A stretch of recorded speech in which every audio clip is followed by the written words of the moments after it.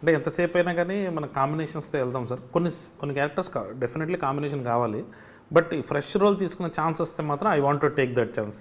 ఎవరన్నా ఒకరికి మన సినిమా ద్వారా వాళ్ళకి ఉపయోగపడి నాకు ఉపయోగపడింది అనుకోండి సార్, అది ఇంకా హ్యాపీ అని. యాంథోనీది సెకండ్ పార్ట్లో తన ఎంట్రీకి పడ్డ విజిల్స్ చూస్తే ఓ మాస్ హీరోకి పడ్డ విజిల్స్ పడ్డాయి సార్. అది అంతే, క్యారెక్టర్ కనెక్ట్ అయితే చాలు, కొత్త లేదు పాత లేదు అన్న ఫీలింగ్. యాంథోనీని గడ్డం గీసుకోమని చెప్తారా, భీమ్స్ గారిని గడ్డం గీసుకోమని చెప్తారా? ఇద్దరులో ఎవరో ఒకళ్ళు గడ్డం గీసుకుంటే కానీ.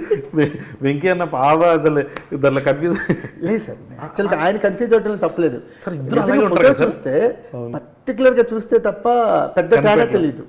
అంటే మేము రెగ్యులర్గా చూసే వాళ్ళని గుర్తుపడతాం కానీ తప్పలేదు. బట్ ఎవరికి చెప్తారు సజెషన్ ఇవ్వాలనుకుంటే? అంటే భీమ్స్ అన్నే కొంచెం వేరియేషన్స్ ట్రై చేస్తుంటాడు సార్. యాంథోనీకి ఆ లుక్ తోటి బాగా పేరు వచ్చింది కాబట్టి సో తను అలాగే కంటిన్యూ చేద్దాం రిక్వెస్ట్ చేస్తారు. ఏంటి భీమ్స్ గారితో ఈ ప్రయాణం ఎలా అనిపించింది? అసలు భీమ్స్ అన్న అంటే most comfortable music director sir.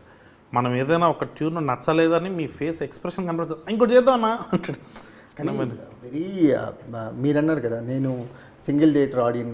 Yes sir. నాకు తెలిసి ఆ single theatre music director pulse పట్టుకున్న మ్యూజిక్ డైరెక్టర్. సంక్రాంతికి వస్తున్నానికి ఆయన ఇచ్చిన కాంట్రిబ్యూషన్ కానీ మ్యాడ్ 1, మ్యాడ్ స్క్వేర్, టిల్లుకి, బలగం అంటే ఎక్కడో రూట్స్ నుంచి సంగీతాన్ని జనరేట్ చేస్తూ ఉంటారు.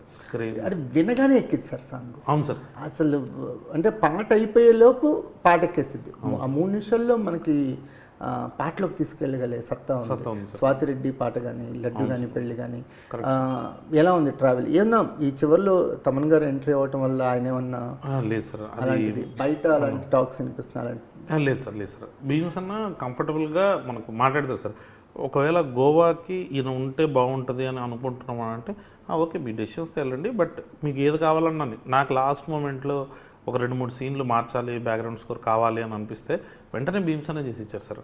ఆయన అసలు ఈజ్ సచ్ ఎ జెంటల్మెన్. దాంట్లో ఆ విషయం కంటిన్యూ వద్దా భీమ్స్ గారితో? Yeah definitely sir. మ్యాడ్ 3 చేస్తే భీమ్స్ అనే కదా సార్ చేయాలి.